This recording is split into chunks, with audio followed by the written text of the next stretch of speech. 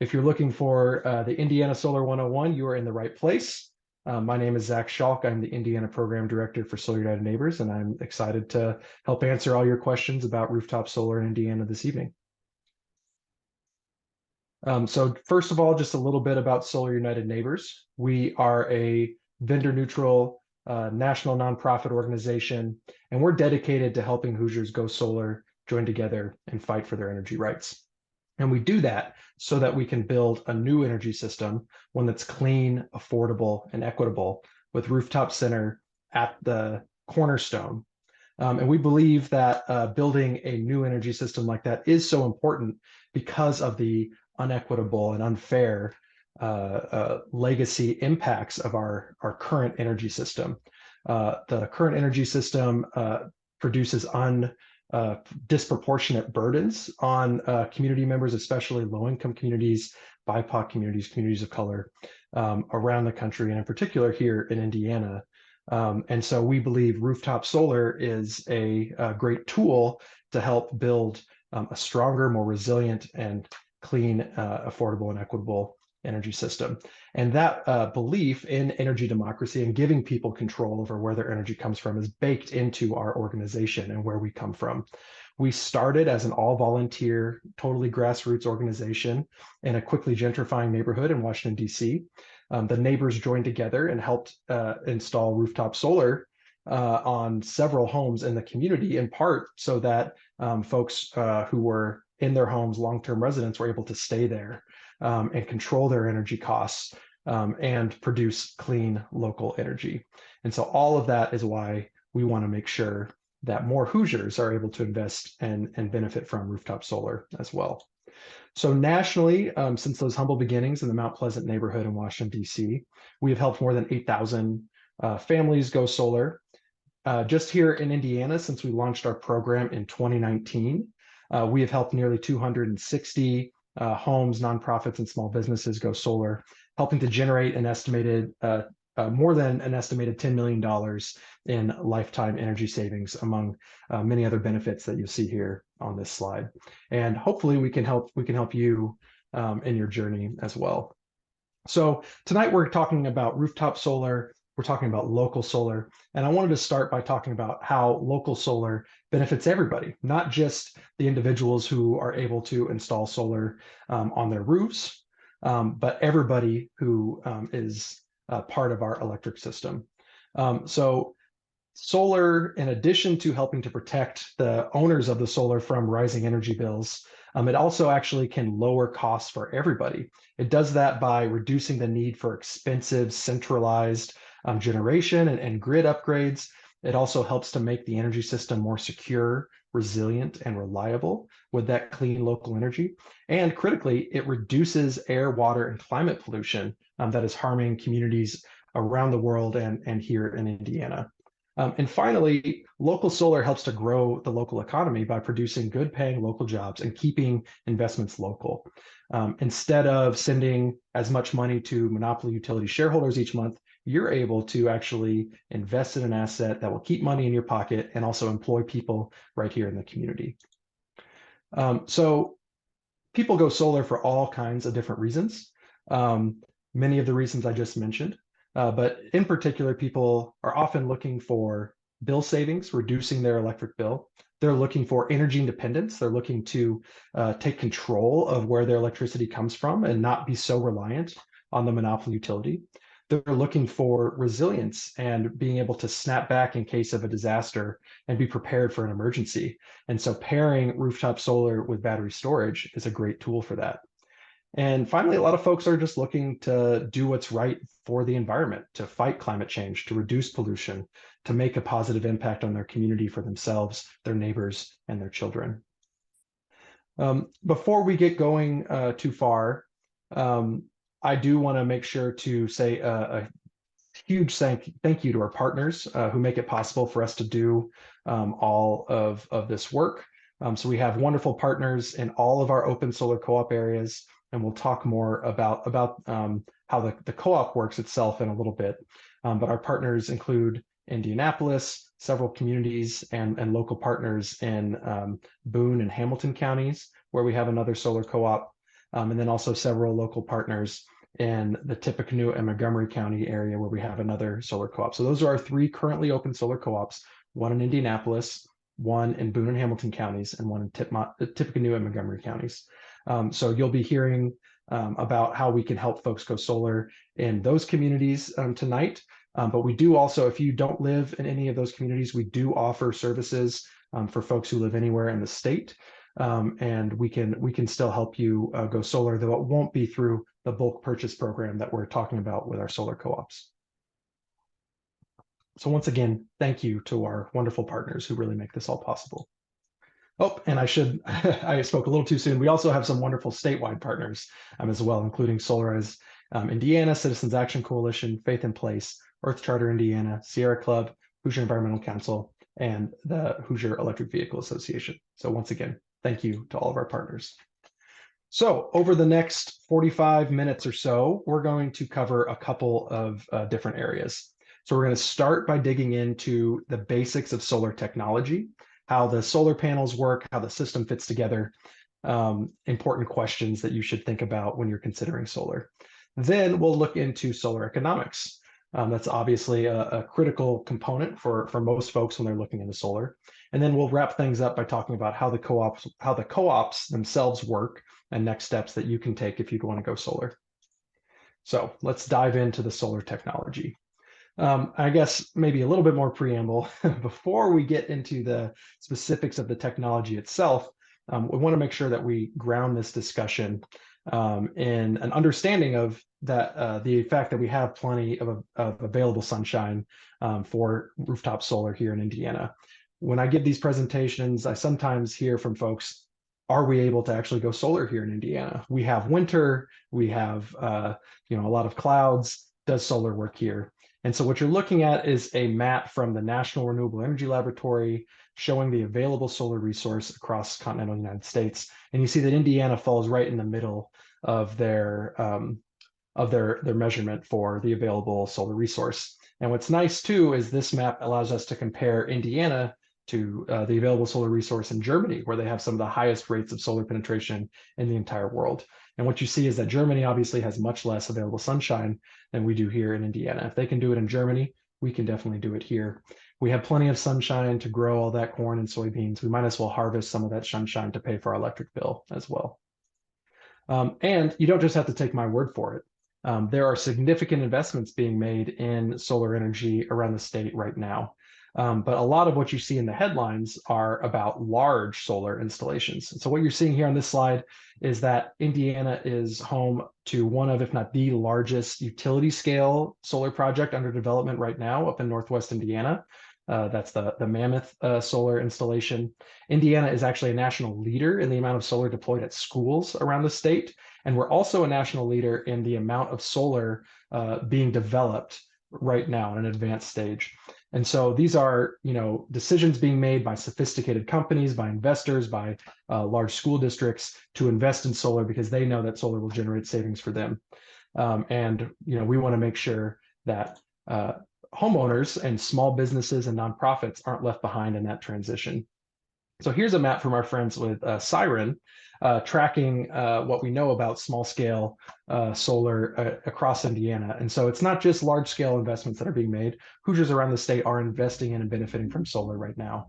These maps compare the solar installations between 2011 and 2021. And so even despite some of the policy barriers that I'll be talking more about tonight, Hoosiers around the state are deciding that solar is the right investment for them. So hopefully tonight, after you get done with this presentation, you'll feel the same way. So tonight, I want to be very clear that we are talking specifically about solar photovoltaic or PV systems. That's the type of solar energy that is the type of solar technology that's producing electricity from solar energy. There are other types of solar energy technologies, solar thermal, solar hot water, that convert solar energy to different kinds of energy, but we're really just focusing on solar PV tonight. So over the next couple slides, we're going to break down the different components of a solar energy system. Your specific system might look a little different from this. The panels might be arranged differently, or they might be on the ground instead of on your roof. but every solar installation includes these basic components in some way. So first, there's a solar array. The solar array is just this solar panels that are strung together to power the system. The solar panels are responsible for collecting that solar energy, and they turn solar energy into direct current or DC electricity. So that DC electricity then flows to number 2 here on this chart, and that's your solar inverter. The solar inverter is kind of the brains of the system. It plays a couple key functions in your solar system. The primary one is that it actually takes that direct current electricity and turns it into alternating current or AC electricity. It also has some other system control and safety functions that we'll talk a little bit more about later. So once that direct current electricity is turned into alternating current electricity or AC electricity, which is what we use in our home, the electricity will then flow to number 3 here on this diagram, which is your electrical panel.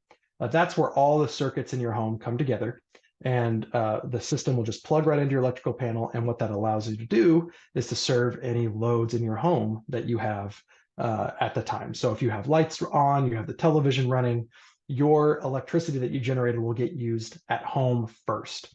But if you are producing more electricity than you need at any given time, or than you're using right away, that electricity will flow out through your utility meter, and then will go out onto the local grid, where it'll go to your neighbors and your neighbors' neighbors until that electricity is spent up. So tonight, you are going to hear me use some terms like kilowatts or kilowatt hours. And so we want to make sure that everybody is familiar with those terms. So a kilowatt is just 1,000 watts, and a watt is a measure of power. The kilowatt is what your system is going to be measured in. It's about the maximum capacity power output of your solar panels. But you'll also hear us talk about kilowatt hours. And so kilowatt hours, again, kilowatt hours are just 1,000 watt hours. And a watt hour is a measure of energy. And so the electricity that your panels produce is measured in kilowatt hours. Kilowatt hours are also what you pay to your electric utility each month for the electricity that you consume in your home. So that's the distinction between kilowatts, measure of power, and kilowatt hours, measure of energy.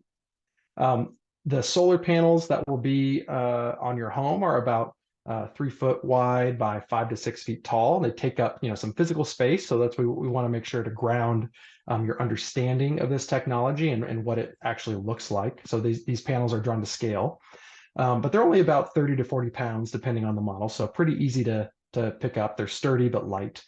And the average system size historically that we've seen is between 6 and 7 kilowatts, based on your individual space that you have and the electricity that you consume, and also goals like your budget or how much of your electricity you're trying to offset. We are starting to see potentially some smaller systems because of some policy changes, but it really varies significantly based on your individual needs. So we'll talk more about that in the economics section tonight. But the last thing here that I just want to share is how you actually figure out the size of your system. So what you see here in this example, there are 12 panels. Each panel is rated to produce 350 watts. And so in order to get the system size, you multiply 350 times 12 panels and get a 4.2 kilowatt system. So that's how you get the system size based on the number of panels you have and the wattage rating of those panels. And once again, I'll just add, if anybody has any questions, please feel free to share them in the chat. My colleague Fatima will be in there answering questions, and we also definitely have some wonderful volunteers who are solar owners who can share their perspective as well. So let's talk a little bit more about some of the individual system components. So you might hear panel or module used interchangeably. Those both mean the same thing. They're the physical panel that would be on your roof or on the ground and a ground mount. And basically, the heart of the panel is the solar cell, made up of silicon wafers that absorb that solar radiation. Most of the rest of the panel is designed to protect that cell. So you got encapsulant, glass, thick, sturdy glass, a thick metal frame. All of that is designed to protect the solar cells and allow them to do their work. There's a junction box on there also that helps to direct the electricity. And when all those panels in your system are strung together, that's called a solar array. And so if you are going to have a installation on your roof, there will be some kind of racking to attach the panels to your roof or support the panels if the panels aren't attached given your roof type. So, but for most folks who have a pitched asphalt shingle roof, which is really common in our solar co-ops, you'll have a racking system similar to this that you see here in the picture on the slide. But no matter what kind of rooftop you have, there's a solution for you. So as I mentioned, if you have a pitched asphalt shingle roof, most folks will end up getting this flashing system. Basically, what they do is the solar company will remove a couple of shingles, will drill down into the rafters, and then seal the hole around the fixture and replace the shingles with a flashing. And then the racking will attach to the flashing across your roof, and then the panels will just fit right on the racking right there. So every panel does not need its own individual roof penetration. It covers the roof and balances the load across the racking system, and works pretty well. But if you have a different kind of roof, whether it's a flat roof, a metal roof, there are other solutions for you, and the solar company will design a system based on your individual needs.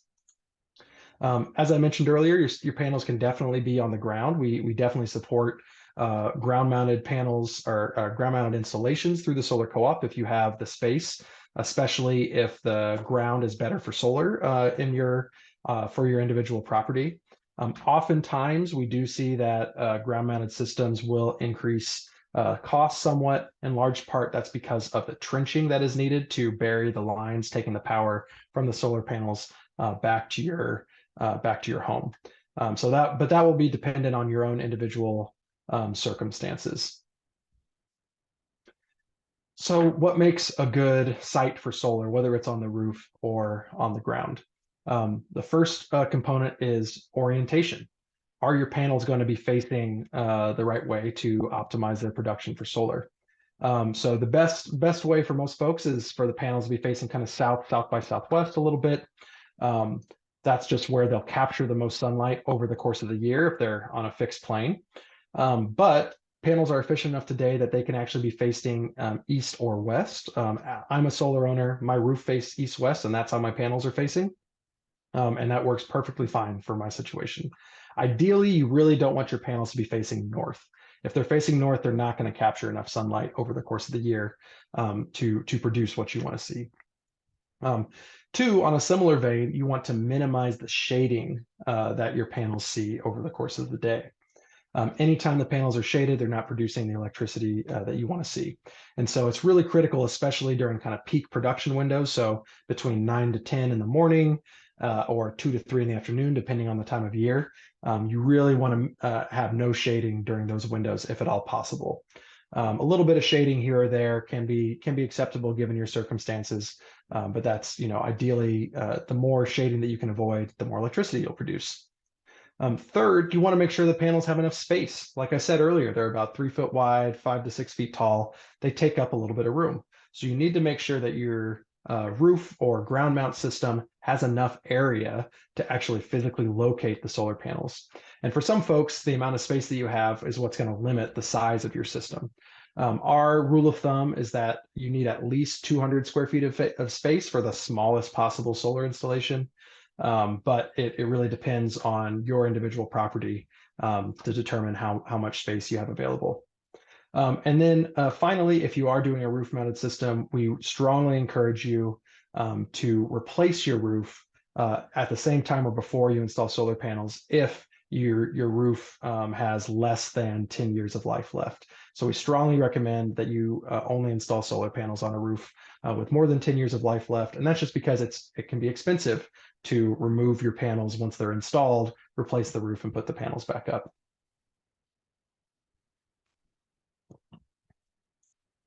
Okay, so next up, we want to talk about the inverter. Once again, this is kind of the brains of the system. The inverter, the primary role of the inverter is to take that direct current electricity and turn it into the alternating current electricity that we actually use in our home. But as I mentioned, it does play a few safety and coordination roles for the system. So there's a lot going on with the inverter. And there are a couple of different kinds of inverters to consider. So the original inverter was this string inverter that you see here on the left of the slide. The string inverter is mostly used for ground mounts and other commercial installations, and that's because it connects all the panels together and does the inversion process at one single point, which is good for efficiency on simple systems where all the panels are facing the same direction and experiencing the same conditions. But what it does allow is a less efficient output if some of the panels are receiving different conditions, like if they're facing different directions or if they're experiencing different levels of shading, because the string inverter will lower the overall system output to the lowest common denominator in that array. So in order to solve for this and allow for more complicated systems and more efficient systems, microinverters were created. Microinverters basically create many individual inverters for each individual panel. So they're really good for high efficiency systems, but they do add costs and they add more components that may break down over the lifetime of the system. And so kind of a best of both worlds solution that is probably the most common in the residential space today is the string inverter with DC optimizers. And what that allows is it combines the efficiency of the microinverters with an optimizer at each individual panel, but then still controls the inversion at a single location, the actual inverter box itself. And so this is what a lot of systems have today, including mine.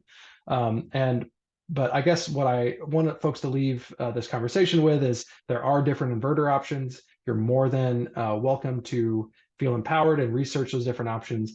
But the solar company is going to make a recommendation based on your individual site and the individual system design that they produce for you. And as a co-op member, one of the benefits of being in the co-op is that we will produce a summary sheet for you explaining the different options that the winning solar company is providing. So you kind of have that preset list ready to go, and you can reference it when the solar company makes an offer for you.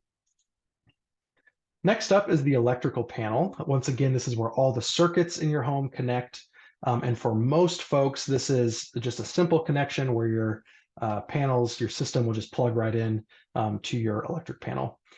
For some folks, especially older homes, you might need to have an electric service upgrade in order to host the solar panels. But if that's the case, the solar company should tell you up front during their site visit. They'll be able to just eyeball your electrical panel and let you know if there's enough capacity in there to handle your system. Again, this is another benefit of being a part of the co-op. Solar companies let us know roughly how much a electric service or panel upgrade would cost if they catch that in their inspection or in their site visit. And so you shouldn't be hit with any surprise costs down the road once the installation is actually getting going. So one system component that wasn't on our diagram, but that increasingly folks here in Indiana are interested in are batteries. So we often see folks, who are motivated to install solar because of an interest in resilience. And so they want to know what happens when the power goes down. So for systems without batteries, and most systems in general, when the grid goes down, the solar shuts off. This is a safety mechanism controlled at the inverter. And what it's really designed to do is to make sure that when the grid is out and a line worker is trying to fix the problem that resulted in the grid going down, that your solar panels aren't accidentally sending electricity out onto the grid in a way that could get somebody hurt. So basically, if you want to be sure that your solar panels are producing electricity and that you're able to use that electricity when the grid is out, you'll want to install batteries as part of your system. So if you are interested in batteries, there are a few things to keep in mind.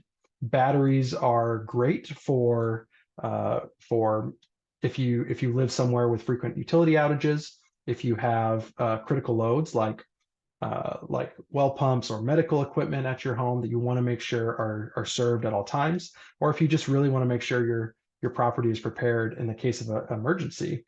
Batteries can definitely provide that comfort and support and resilience for you. However, batteries are probably not going to help you save money or get paid to help the grid here in Indiana. So it's a little difficult to really calculate a confident rate of return on your battery investment. That being said, folks around the state are definitely looking into batteries. It is something that more Hoosiers are interested in, and we are absolutely helping people install batteries through our solar co-op. So if you are interested in batteries, we strongly encourage you to talk to your solar company about that and see what they have to offer. And if you aren't able to afford a battery right now, but you're still interested, definitely make sure that you get an inverter that is battery compatible, so that in the future you can add a battery to your system, as we do anticipate battery prices to go down in the future. Oops. And the last thing on batteries, if you are interested in learning more, we have a bunch of information and resources, including a full hour-long webinar just on battery storage, available on our website, solarunitedneighbors.org/storage. And I see that Fatima shared that in the chat as well. Thank you, Fatima. So that is wrapping up our technology section, but I do want to cover a few frequently asked questions before we move on. And then I'll pause to see if there are any additional questions. So first of all, one of the common questions we hear is how long do systems last? And basically the industry standard is 25 years. That's how long the systems are typically warrantied for. And that's both for production and equipment. I'll talk more about warranties in a second. But so we use that 25-year timeline just as the industry standard, but it's not like the system will just stop working in 25 years. But after 25 years, the warranties will expire and the system will likely be less and less efficient. But there are systems that are online still producing electricity today that have been producing electricity since the 70s. So this technology is designed to last. Warranties are also an important consideration. There are 3 types of warranties for folks to consider. The first is the production warranty, which I mentioned a little bit ago. The production warranty is designed to give you a guarantee and some certainty for how much electricity your panels should produce over the lifetime of the system. The industry standard is over 25 years, or I should say in year 25 of your system, that the panel should be producing somewhere between 80% to 90+% of what they were producing on the first day they were put in service. So that's usually a guarantee that the manufacturer is willing to offer. And if the panels don't meet that criteria, they'll replace the panel. The second warranty, that's another warranty that's an agreement between you and the manufacturer, is the equipment warranty. So this would cover something like a fuse going out or some other system or specific equipment failure. For solar panels, it's typically, again, that same 25-year lifetime. For your inverter, we typically see 10 to 12 years being the industry standard equipment warranty, though oftentimes you can extend that to 25 years so it aligns with your panels. And then the third warranty that folks want to consider is your labor warranty. And that's an agreement between you and the solar company who's actually doing the installation. That varies significantly across the market. We see some labor warranties that are 1 year or less. We see some warranties that are the lifetime of the system. Typically, that'll cover things like roof penetrations. It'll cover things like anything that they touch, the electrical wiring, that kind of stuff. Sometimes it can cover a separate warranty call. So say you do have to use your equipment warranty and you get your inverter or panel replaced. Sometimes a labor warranty will actually cover the cost of coming out and completing the reinstallation of your new equipment, but it all depends on the details. Next, homeowners insurance. That's another important thing for anybody installing solar panels to consider. The simple advice is when you get solar panels, definitely be sure to let your homeowners insurance know. Typically, for most folks, they can just get added to their existing policy. That was my experience. I just had to send my insurance broker an email saying, hey, we got some solar panels, and boom, it was covered. No, nothing else changed. For some folks, you might see a little bit of a change, but it shouldn't be a significant issue. But you absolutely want to make sure that your panels are covered by your homeowner's insurance, because if you need to use your homeowner's insurance, for instance, to replace your roof, if you get hail damage after your panels are installed, It's certainly possible that the homeowner's insurance will cover that cost of removing your panels, replacing your roof, and reinstalling the solar panels. We've worked with at least 2 folks who have that experience where the homeowner's insurance was able to cover that cost for them. Next up, how will solar affect my home value or property taxes? So there's good data nationally that installing rooftop solar will increase your property value. You should roughly expect, a dollar for dollar increase at least. There's some data showing, an average of 4% increase or an average of $15,000, but that really is site specific, and we don't have great Indiana specific data. So you should expect your home value to increase with solar panels, but Indiana does have an incentive to exclude your investment in solar energy in your assessment for property taxes. So solar panels should increase your home resale value, but should not increase your property taxes. And there's some simple paperwork that you can file with your county treasurer's office, your county assessor's office, to make sure that your solar panels are properly assessed. We have that information on our website. Next, maintenance. This is one of the great benefits of rooftop solar. It's a very low maintenance system, especially if it's on a pitched surface. Basically, when it rains, the panels will generally clean themselves, and there's no moving parts, so you don't have to worry about too many components that could break or malfunction. Our best rule of thumb is, every 5 years or so, you probably, it would be in your interest to have the solar company who you trust come out and take a look at the panels, make sure everything is working okay, and maybe give it a cleaning. But that's really up to you. So it's a very low maintenance system. Last up, what about HOAs or historic districts? Historic districts, usually you just have to go and get approval from whatever governing body you live in. Generally speaking, they just don't want to see panels that are facing the street, but it depends. So you go through the process, and there's a standard process to follow. Homeowners associations are a little more complicated. It really depends on your individual HOA and what the rules are. And even if that HOA bylaws are silent on solar, there definitely still can be hiccups from the board architectural review committee not allowing solar installation.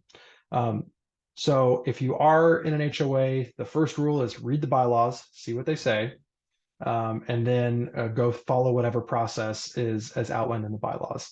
If you still experience issues with your HOA, there is a new law that passed just last year called HEA 1196, which creates a process where you can gather support from your neighbors and overcome those barriers from your HOA. Basically, if you demonstrate enough support, your HOA can't stop you from going solar, but it does still require a fairly high threshold of activity on the homeowner's part. So if you have questions about that, I see Joey responded in the chat. Joey Miles is an absolute expert on this HOA solar issue here in Indiana. We also have dedicated resources and information on the Solar United Neighbors website specific to that Indiana HOA solar access law. And so if you have any questions, send us an email and we'll get you the information that you need, and hopefully we can help you navigate your HOA solar process. All right, and with that, we've come to the end of the technology section.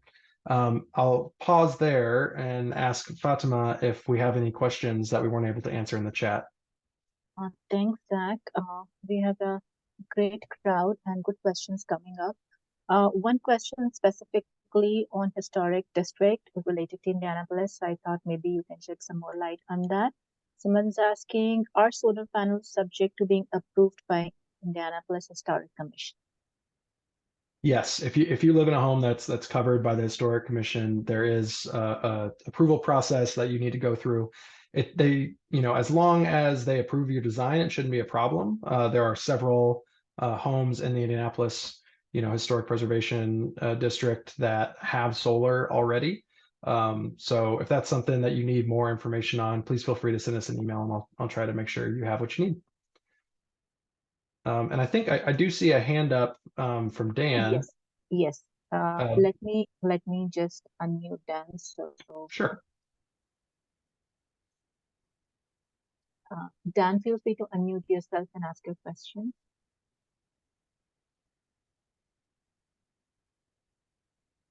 Dan, we see your hand up. do you have a question for Zach? All right, perhaps we can take that in the chat when you stop later on. We can have it up, Zach. Right now, we can continue. Okay, sounds good. Yeah, please do share your question in the chat, Dan, and we'll make sure to get an answer for you. Thanks, Fatima. All right, so let's talk about economics. So economics is obviously an important consideration for anybody looking to invest in rooftop solar, but it's important that you don't think about that investment in a total vacuum. So when you think about investing in solar, you should think about the solar investment in the context of the electric bill that you pay each month. As this chart shows, our electric bills and our electric rates have been increasing significantly around the state. So back in 2010, Indiana had some of the cheapest electricity in the entire country. Now, as of 2023, we're basically middle of the pack. And that increase is kind of, there's no end in sight in that going up. So just in the last 12 years, we've seen an increase of the base rates around nearly 50%. And so the best way to think about your investment in rooftop solar is that you can turn your next 20, 30 years of utility bill payments and bundle them together into an asset that will actually generate a return over the lifetime of that investment. So instead of sending more and more of your money each month out of state to monopoly utility shareholders, you're able to take more control of where your energy comes from, see some savings on that monthly bill, and generate a return with that investment. And the economics of solar have been, increasingly looking better. If you look at this chart, back in the 70s, when the technology first came online commercially, the price of solar panels, solar technology has decreased by more than 90%. Since 2010, it's decreased by about 73%. And even though we've seen a little bit of an uptick in the last year or so as inflation has impacted the entire economy, solar is still a good deal today with a strong ROI. One of the things driving that ROI is the federal tax credit. So there is a 30% residential federal tax credit, or the investment tax credit, or ITC, you might see it called. And that tax credit is going to be on the books until at least 2032. So there have been some deadlines in the past. Right now, we have solid confidence that if you install solar panels this year, next year, all the way up to 2032, you should be eligible for a 30% non-refundable tax credit. So let's dig in a little bit about where the cost of the solar installation comes from. And again, this plays into that story about the equipment costs decreasing significantly. So back in 2010, the cost of the system components, the panels, the inverter, the racking, that kind of stuff, actually made up a majority of the cost to install residential solar installation. But today, that's no longer the case. Now, the most significant part of a residential solar installation is actually what's called soft costs. And those are things like customer acquisition and permitting and all of that. And so this is really where the value of the solar co-op comes in when it comes to cost savings. The solar co-op, by bringing together a large group of educated and motivated potential customers like all of you, and going to a solar company and say, hey, we want to work with one company, give us your best deal. That's what really unlocks the potential to get you the best possible value in your solar installation. And so we'll talk more about that in just a second when we come back to how solar co-ops work. So just to circle back around to what makes a good investment in solar, we want to come back to a couple different components. So we talked about when you produce that electricity, you use it right away. So any electricity that you need when your panels are producing, you'll use that first. But you might remember there was, at the end of the chart, the electricity that you didn't use right away went out to your neighbors on the grid. And so what happens to that electricity is another part of the equation to make sure you're able to maximize your investment in solar. So that electricity that goes out to your neighbors on the grid is called excess distributed generation. Excess distributed generation is a tariff, which just means a contract that you would have with your electric utility if you're served by an investor-owned utility that calculates the value for that electricity that you generate but you don't use. And so right now, the law in Indiana is that the electricity that you send out to your neighbors on the grid, instead of being valued at the retail rate that you pay for the utility, you pay for electricity from the utility each month, it's valued at a rate that changes each year based on the previous year's wholesale electric cost. So the cost that the utility pays to buy electricity on the wholesale market. And the rate will adjust annually based on the previous year's activity. And I guess I should mention just real quickly that this only applies if you're served by an investor-owned utility. So if you're here from you're a Tipmont member owner or a Crawfordsville municipal electric customer, the rules work a little differently for you. But if you're a Duke customer, an AES customer, an AEP customer, this is how the rules work. So with that in mind, that the electricity you generate and don't use is valued a little bit less than the electricity you generate and you do use, there are a couple of things that you want to consider to try to maximize your investment in solar and make sure you can consume as much of your electricity that you produce as possible. So the simplest thing to do is just design a smaller system. So instead of designing a system that's going to cover 100% of your annual electricity consumption, you can design a system that's going to cover between a third to a half of your electricity usage and be fairly confident that the vast majority of the electricity that you generate, you're going to need in your home. You can also try to work things the other way and try to build the electricity that you need in your home. And so there are a whole bunch of incentives available right now from the federal government to do things like purchase electric vehicles, to purchase a heat pump to heat and cool your home, to purchase a heat pump water heater to heat your water, to electrify your stovetop and your cooking surface. So all of those things would allow you to build more electricity demand and therefore allow you to use more of the electricity you produce and save more money with your solar panels. You can also look into buying a consumption monitor to get a better sense of when you're consuming electricity and what appliances are using that electricity. And also look into things like smart panels or other types of technology that allow you to actually shift when your electricity consumption is happening so that you can better align your electricity consumption habits with your electricity production from your solar panels. And finally, another thing to consider are the batteries that we talked about earlier, which again would allow you to use more of your electricity by giving you a place to put the electricity that you don't need when you produce it. So other than a smaller system size, all of these other things are going to end up costing you a little more money up front in your investment, but they would allow you to better maximize your electricity consumption. And just in case you need a visual aid to help really clarify this, the graph on the bottom really, I think, demonstrates how sometimes your solar panel generation can be misaligned with how you actually use electricity. So what you're seeing on the left is your energy usage in blue, like just an average person who works away from the home. This is what their electricity consumption might look like, with a spike in the morning, a spike in the evening. But your solar production is that orange hump there. It's going to produce energy. Your solar panels are going to produce energy when the sun is shining. And so if you are really out of alignment with your solar panels producing much more electricity than you use during the day, you're not going to be able to maximize that investment in solar.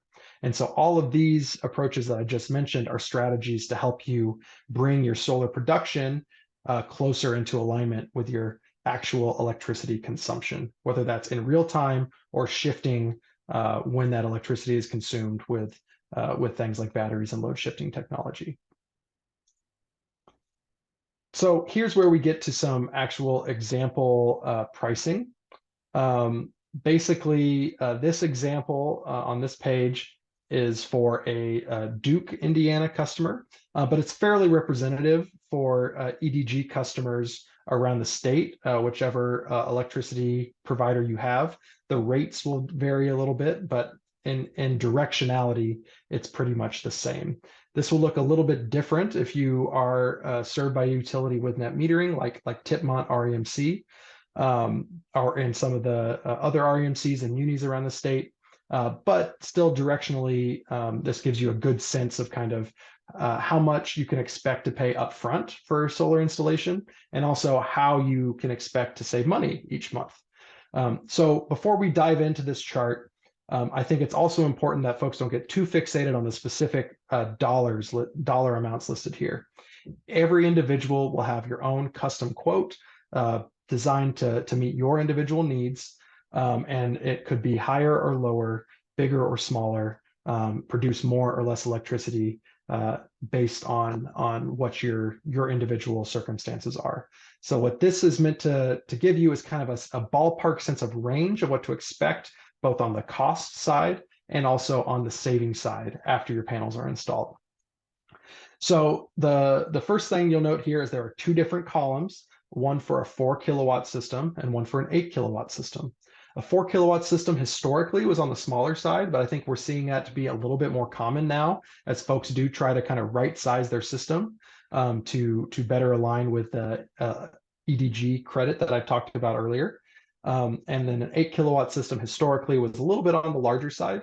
And we're seeing now more systems 8 kilowatts and above are generally paired either with a really large electric load on site, so they use a lot of energy during the day, or they have a battery system as well to absorb any extra electricity.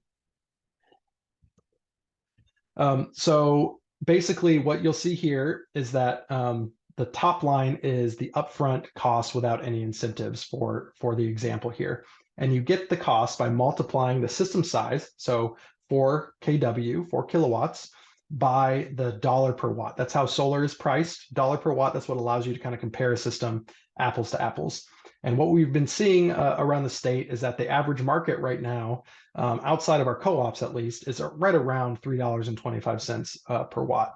There can definitely be fluctuation in that based on a whole heap of factors. So don't get too caught up on that specific price. We just wanted to provide you a reasonable place to start to give you a sense of scale. So if you multiply 4,000, which is 4 kilowatts, is 4,000 watts, times $3.25 per watt, that's where we get $13,000 for an upfront pre-incentive cost for the 4 kilowatt system. Do the same math to get $26,000 for the 8 kilowatt system. So now we're going to start to get to the more fun stuff. So first we have the 30% federal tax credit. So that's going to be about $4,000 or almost $8,000. And that gets us to our net cost of a little over $9,000 for the 4 kW system and a little more than $18,000 for the 8 kW system. And then these next couple lines give us our best attempt to kind of produce a realistic, basic model for how much savings the average Duke customer could see from these solar investments. Again, this is all actual savings are going to depend on your electricity consumption habits and the production of your system in your specific context. This is just meant to give you a sense of what that could look like. And so what we see is estimated year one savings of about $600 for the smaller system, about $974 for the larger system. And then when you roll those up over the lifetime of the system, we end up with a net profit of about $9,500 for the 4 kW system and about $11,000 for the 8 kW system. You can read some of the fine print if you want, and feel free to ask questions. I'm happy to answer any questions that don't get resolved in the chat. But we wanted to give you a little bit of a different way to think about this as well, especially when to emphasize that point about maximizing your self-consumption in order to maximize your return on investment. So what this chart is showing is that the more that you consume, the faster you'll reach a simple payback, which is where you break even on your investment.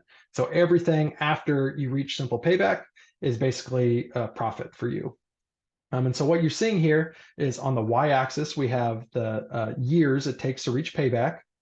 And on the x-axis, we have self-consumption, with 0 being on the left and 100% self-consumption being on the right. And so this is, again, kind of based on the same very just simple model. Every individual situation would look a little bit differently, but this is just to give you a sense directionally of what this looks like. And so we've plotted on our model where the 4 kilowatt and 8 kilowatt system would fall based on our modeling. And you'll see that the 4 kilowatt system would reach payback actually a little sooner because in our model, it's consuming about that homeowner is consuming about 75% of the electricity they produce. Whereas the 8 kW system, again, this is an 8 kW system basically on the same home, right? is consuming less of their electricity. In fact, about 40 or 45% of their electricity is being self-consumed, and the rest is being sent to their neighbors. And so they get the EDG credit for that electricity they don't use. And so that's why their payback is actually a little longer than the smaller system. But what you can see with our linear model here is that if you consumed 100% of your electricity on site, your payback is about 10 years. But if you consume less than 25%, your payback is closer to 20. So this is really just meant to drive home. You want to maximize your self-consumption to the extent that you can, and that will help you maximize your return on investment. There is an example slide here for folks who are on Tipmont. Again, that's the REMC that does still have net metering in the Tippecanoe, Montgomery County area. But you'll see directionally, it's very much a similar here. They just have lower electric rates, so the return is still pretty similar. So those models that we just showed were based on cash prices to keep things simple. But we know for a lot of folks, you want to look into financing. And so there are a lot of different financing options for people to consider. First, there's home, simple loans like home equity line of credit, standard loans. There are also kind of solar or bridge loans. Often those are for the value of that 30% tax credit to help you finance the time between installing your system and actually getting access to that non-refundable tax credit. So there are a bunch of options out there. You can also actually refinance your mortgage and include your solar system. There are various programs to allow folks to do that. My solar panels were paid for by refinancing my mortgage a couple years ago. So, I was able to do that. And if that's an option to you, it's something worth considering. There are also different financing options or different banks and credit unions that do offer solar specific loans. Here in Indiana, we have the Hoosier Hills Credit Union that offers solar financing to Hoosiers around the state. There's also Clean Energy and Community First credit unions, which are both national credit unions that as a solar co-op member, you would be eligible to access their financing. You can also look for financing from your installer. Every installer does typically offer some sort of financing product, but I would strongly recommend that if you are considering the installer financing, that you look in the market at other options as well, because there are a lot of choices out there. The last thing I'll say about that is there really isn't a right or wrong choice on financing. It's really all about your individual interests. What are you valuing? Do you want to minimize your interest payments? Do you want to be cash flow positive from day one? Do you want to maximize your return on investment? Do you just want to get solar and try to not worry too much about how long you're making payments? So there are all kinds of different options out there for you. And if you are interested in learning more about financing options that are available, I see Fatima shared this in the chat, but we have more information at on our website, solarunitedneighbors.org/financing. And I do just want to spend a little bit more time talking about the Rural Energy for America program, or REAP, in case we do have any folks on the line who are in rural areas, have a rural small business or an agricultural business in an urban area. There is some significant grant funding available from the federal government that can cover up to 50% of your total project costs. And so there's a really strong incentive for those rural businesses or agricultural businesses to look into this REAP financing. And we have some great resources on our website, solarunitedneighbors.org/REAP, that can help you walk through the process of applying for that grant funding. We have a whole hour-long webinar just focused on the REAP grant program. And we have a list of consultants who specialize in just helping these rural businesses access REAP funding. So if that applies to you, I'd strongly encourage you to consider those options. Okay, that wraps up our solar economics section, and I'll go ahead and pause for a second and ask Fatima if there are any other questions that we weren't able to resolve in the chat. Yes, Zach. The chat has been very active. Thank you everyone for posting your questions. One question, Zach, which could be helpful for everyone on the call is if you can talk what has changed with net metering in Indiana? If you could just briefly tell everyone around that. Sure, that's a great question. Thank you, Fatima, and thank you to whoever asked that in the chat. So basically, net metering was the previous policy for electricity for electricity produced by solar owners, that it didn't matter whether or not you used it right away or if it was shared with your neighbors. That electricity, whether you used it or it was sent to the grid, was valued at the full retail rate, the same rate as the electricity that you buy from the utility. So it was a one-to-one swap. Basically, in 2017, the electric utilities got together and threw their weight around at the State House, and they passed a law called SCA 309 that ended net metering and replaced it with this excess distributed generation, or EDG, program that I described tonight.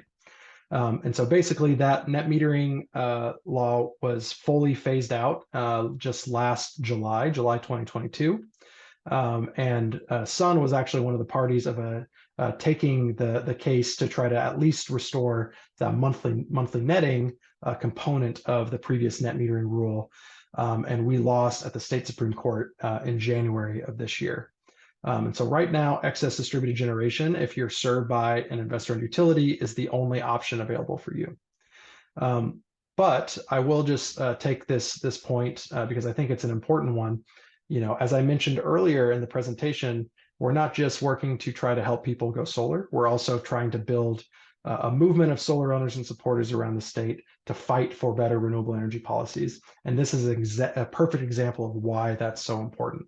So even if you leave this call saying, I'm not sure solar is right for me, I hope that you'll consider the value of joining with Hoosiers around the state to stand up and say, I support local solar.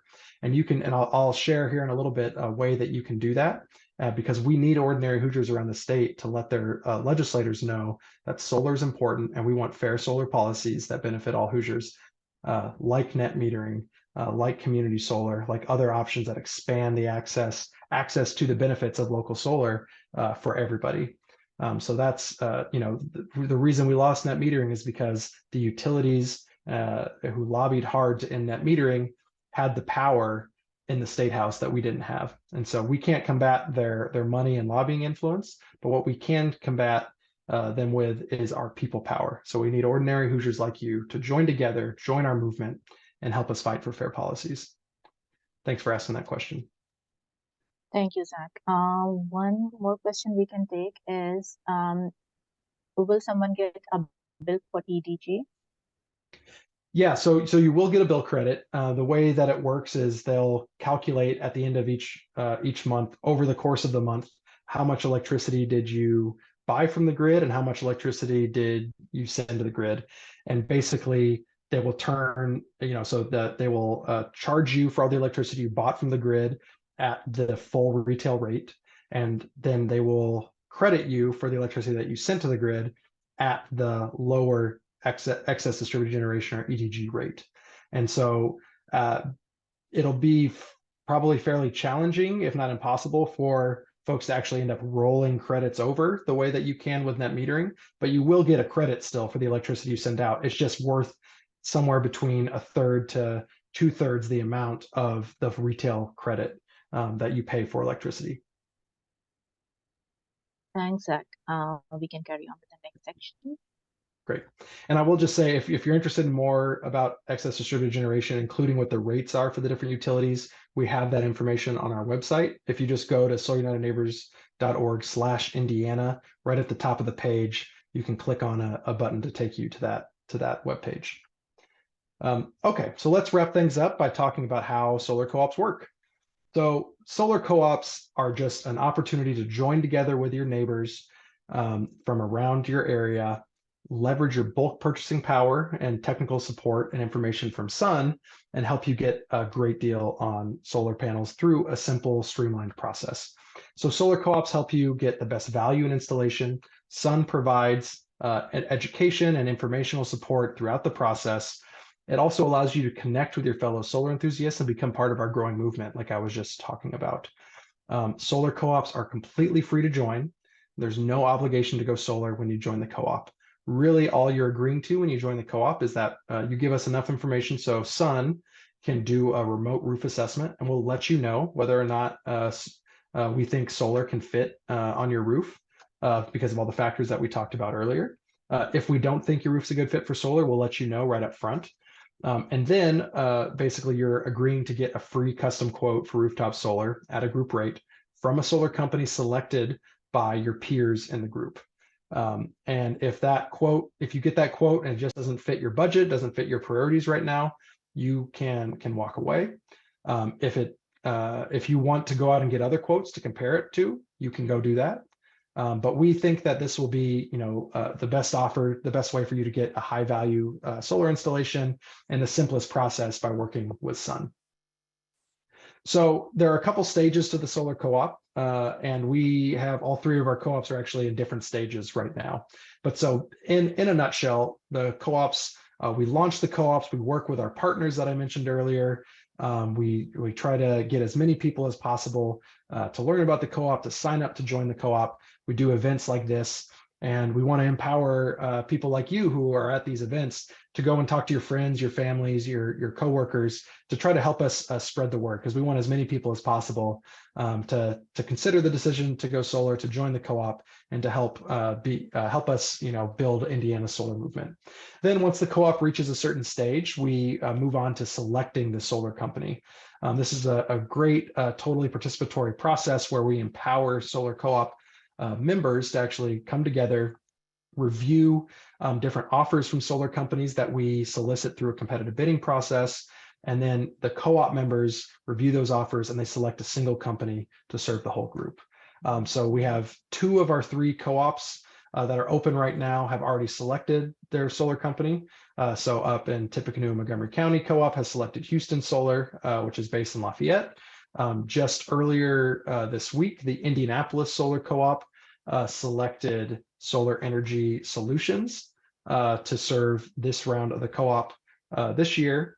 And then just next week, the Boone and Hamilton Co-op is going to select a company through that same competitive bidding process. We hope that if you are in the co-op or you haven't joined yet, especially if you're in the Boone and Hamilton area, I hope you let us know that you're interested in being a part of the selection committee, and you can actually take part in that selection process next week.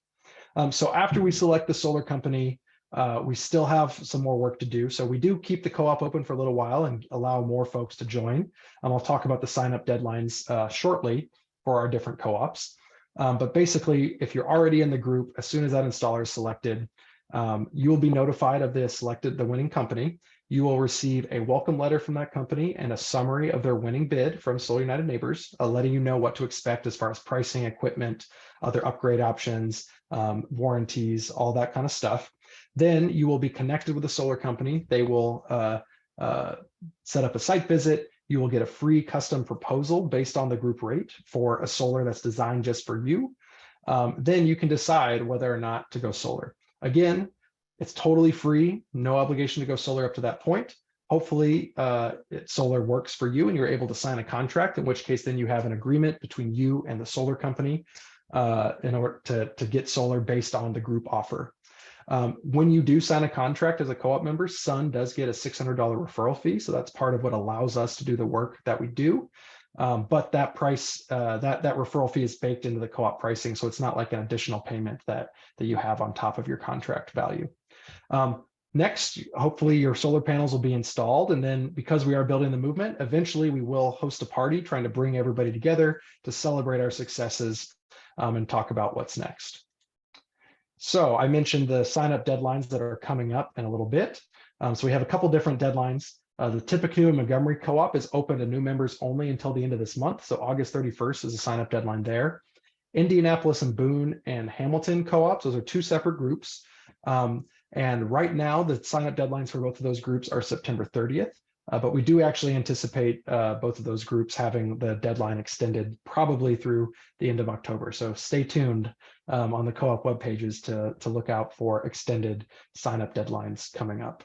You can find the co-op web pages at each of these links here. There's a separate web page for each co-op. It has mostly the same information, but it allows you to sign up specifically for the co-op in your area.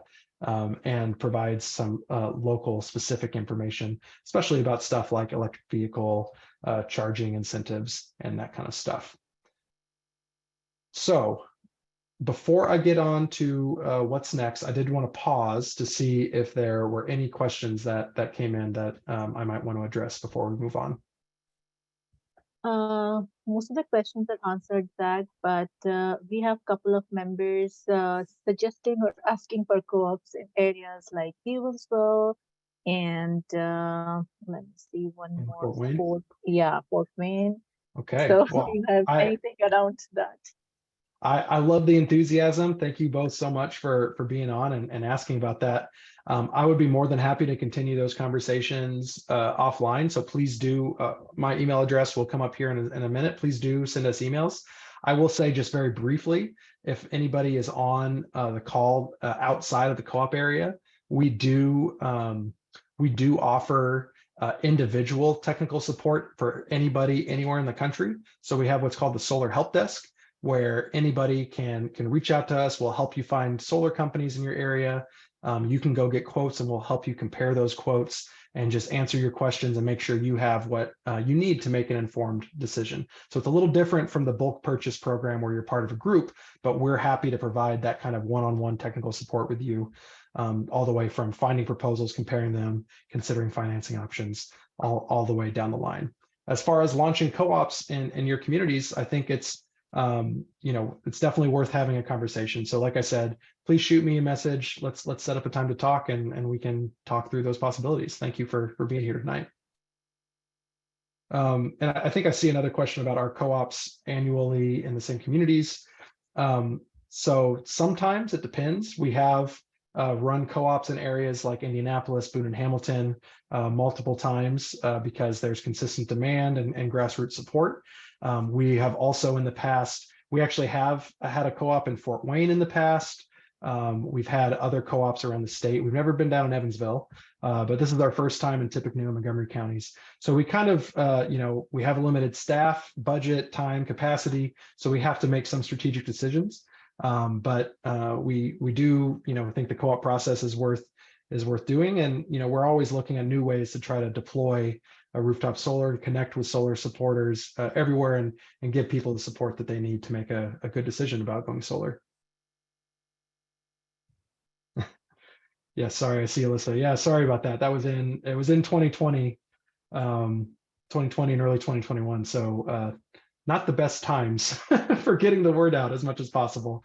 So I'm also sorry that you didn't hear about our efforts last time around, but thank you for being here tonight. Okay, well, I'm gonna go ahead and get us wrapped up here. We did want to